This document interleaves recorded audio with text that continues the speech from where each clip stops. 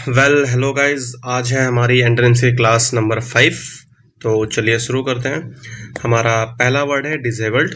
Disabled का मतलब होता है बिखरा हुआ। जैसे इसके बाल दिख रहे हैं ना, बिखरे हुए, ऐसा इसका मतलब होता है बिखरा हुआ। और इसका एंटोनिम होता है ऑर्डर्ड। ऑर्डर्ड का मतलब होता है व्यवस्थित या फिर साफ सुथरा। नेक्स्ट वर्ड है डाउनकास्ट। डाउनकास्ट का मतलब होता है उदास और इसका एंटोनिम हुआ चीयरफुल यानी कि प्रसन्न। डाउनकास्ट का सिनोनिम होता है मोरोज, ग्लूमी या फिर ब्लीक। चीयरफुल का भी सिनोनिम होता है इंथुजियाज्म। इंथुजियाज्म इसको याद रखेंगे, ये इंपॉर्टेंट वर्ड है। नेक्स्ट वर्ड है हमारा डिप्रेडेशन। डिप्रेडेशन का मतलब होता है विनाश और इसका एंटोनिम हुआ कंस्ट्रक्शन। नेक्स्ट वर्ड है डिस्ट्रैक्ट। कंस्ट्रक्शन का एक और सिनोनिम होता है, इसको हम लोग बिल्ड भी बोलते हैं। हमारा नेक्स्ट वर्ड है डिस्ट्रैक्ट। डिस्ट्रैक्ट का मतलब होता है विचलित होना। जैसे कि ये काम करने बैठी हुई है और इसको बहुत सारी चीज़ें जो आसपास की हैं वो डिस्ट्रैक्ट कर रही हैं, यानी कि डिस्टर्ब कर रही हैं। डिस्ट्रैक्ट यानी कि डिस्टर्ब, जो कि ध्यान भटकाना। और इसका एंटोनिम हुआ क्लैरिफाई। क्लैरिफाई का मतलब होता है स्पष्ट करना। स्पष्ट मतलब एपरेंट। हमारा नेक्स्ट वर्ड है डिसहर्टन। डिसहर्टन का मतलब होता है निराश होना, उदास होना। अभी हमने ऊपर देखा मोरोज, ब्लिक, ग्लूमी, ये सारे सिनोनिम हैं डिसहर्टन के। और इसका एंटोनिम हुआ इनकरेज। यहाँ पर स्पेलिंग मिस्टेक है, इनकरेज। इनकरेज का मतलब होता है प्रोत्साहित करना यानी कि प्रेज करना। नेक्स्ट वर्ड है डाइवर्ज। डाइवर्ज का मतलब होता है विचलन। जैसे कि देखते हैं ना डिवाइडर्स पे या फिर रोड पे, हाईवेज पे ऐसे रोज डाइवर्जन लिखा होता है। डाइवर्ज का मतलब होता है दो अलग अलग चीज़ें विचलन करना। और इसका एंटोनिम हुआ कलेक्ट। कलेक्ट का मतलब होता है इकट्ठा करना। कलेक्ट का मतलब होता है इकट्ठा करना। नेक्स्ट वर्ड है डिफाइल। डिफाइल का मतलब होता है अशुद्ध। कल एक हम लोगों ने वर्ड किया था जिसका मतलब था क्रूड। क्रूड का मतलब भी होता है अशुद्ध। और इसका एंटोनिम हुआ इलेवेट। इलेवेट उठना या फिर ऊंचा करना। अब हालांकि इसका कोई सेंस तो नहीं बनता, लेकिन एसएससी ने डिफाइल का जो एंटोनिम माना था वो इलेवेट ही माना था, तो इसीलिए इसको रटना पड़ेगा। नेक्स्ट वर्ड है डिमीन। डिमीन का मतलब होता है अपने से किसी को नीचा दिखाना यानी कि किसी की बेइज्जती करना। और इसका एंटोनिम हुआ एडमायर। एडमायर का मतलब होता है प्रशंसा करना। नेक्स्ट वर्ड है डूबियस। डूबियस मतलब जिसके ऊपर संदेह हो, कंफ्यूजन हो। जैसे कि परप्लेक्स्ड। परप्लेक्स्ड इसका एंटोनिम हो लाइकली। लाइकली का मतलब होता है संभव। नेक्स्ट वर्ड है डिस्कार्ड। डिस्कार्ड का मतलब होता है छोड़ना।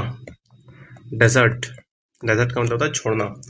और इसका एंटोनिम है एडॉप्ट। एडॉप्ट का मतलब होता है अपनाना। नेक्स्ट वर्ड है डिस्पेयर। डिस्पेयर का मतलब होता है निराशा।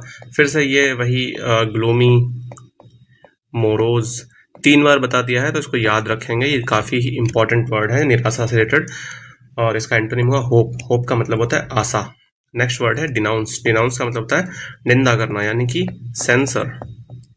सेंसर का मतलब भी होता है निंदा करना, डिमीन करना। और इसका एंटोनिम हुआ अपलाउड। अपलाउड का मतलब होता है सराहना यानी कि प्रेज। नेक्स्ट वर्ड है डिपोर्ट। डिपोर्ट का मतलब होता है बाहर निकालना, किसी को देश से बाहर निकाल देना। जैसे कि सिक्योरिटी गार्ड इस बंदे को निकाल रहा है तो इसको कहेंगे डिपोर्ट करना। और डिपोर्ट का एंटोनिम होता है परमिट यानी कि अनुमति देना, परमिशन देना। नेक्स्ट वर्ड है डाइवर्स। डाइवर्स का मतलब होता है भिन्न। जैसे कि इंडिया में कहते हैं ना बहुत सारी डाइवर्सिटी है, तो उसी का मतलब होता है डाइवर्स। जैसे कि अलग अलग, बूढ़ा, काला इंसान, गोरा इंसान, ऐसे बच्चा, बड़ा, ऐसे बहुत सारी चीज़ें जो अलग अलग चीज़ें होती हैं उसको बोलते हैं डाइवर्स यानी कि भिन्न।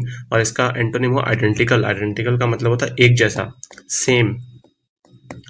नेक्स्ट वर्ड है डिजेबल। डिजेबल का मतलब होता है अयोग्य। वैसे डिजेबल का मतलब बंद करना भी होता है, लेकिन यहाँ पर डिजेबल का मतलब अयोग्य होगा। और इसका एंटोनिम होगा परमिट। परमिट का मतलब परमिशन देना। परमिट का मतलब परमिशन देना। नेक्स्ट वर्ड है डिस्प्यूट। डिस्प्यूट मतलब झगड़ा। ये दो लोग आपस में झगड़ रहे हैं तो डिस्प्यूट का मतलब झगड़ा। और इसका एंटोनिम हुआ कंसीड यानी कि मान लेना। 16 वर्ड्स अप्रॉक्स हम लोगों ने ख़त्म किए। अब एक स्टोरी कर लेते हैं। तो स्टोरी है कि 1942 के भारत छोड़ो आंदोलन में, याद रखेंगे 1942 में भारत छोड़ो आंदोलन हुआ था। तो 1942 के भारत छोड़ो आंदोलन में डिसेबल्ड यानी कि बिखरे हुए प्रदर्शनकारी डाउनकास्ट, उदास नहीं थे।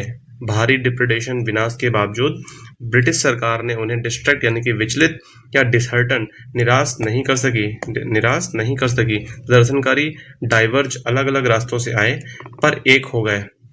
ब्रिटिशों ने उन्हें डिफाइल यानी कि अशुद्ध करने और डिमीन यानी कि नीचा दिखाने की कोशिश की पर नाकाम रहे। शुरू में डूबियस संदेह होने के बावजूद जल्द ही सफलता यानी कि लाइकली संभव लगने लगी। गांधी जी ने लोगों से डिसपेयर निराशा को डिस्कार्ड यानी कि छोड़ने और होप आशा को अडॉप्ट यानी कि अपनाने को कहा। सरकार ने आंदोलन की डिनाउंस यानी कि निंदा की और नेताओं को डिपोर्ट यानी कि निकालने की धमकी दी। भारत के डाइवर्स यानी कि भिन्न लोगों ने एकता दिखाई।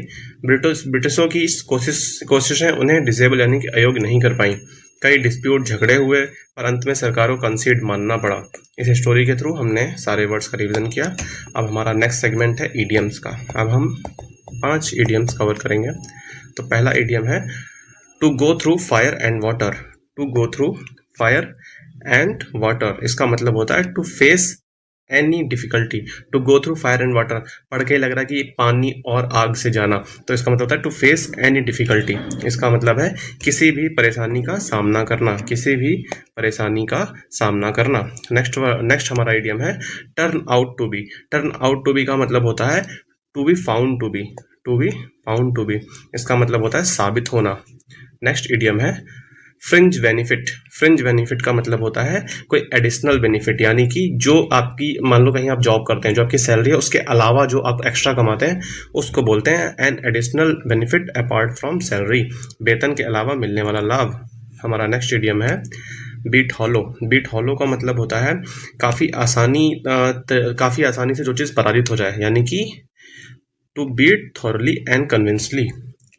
इसका हिंदी मतलब हुआ काफ़ी आसानी एवं बुरी तरह से पराजित करना। हमारा नेक्स्ट इडियम है jack of all trades and master of none.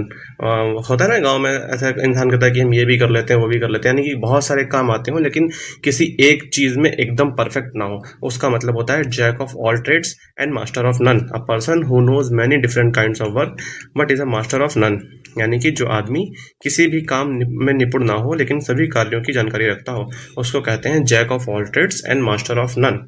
तो इस तरीके से हम लोगों ने सारे वर्ड्स कवर किए, करीब 16 वर्ड्स कवर किए, 5 इडियम किए। तो अभी आपका लेक्चर हो गया कंप्लीट। अगर कुछ कमी रह रही है या फिर कुछ और एक्स्ट्रा करना है तो please let me know. Thank you very much.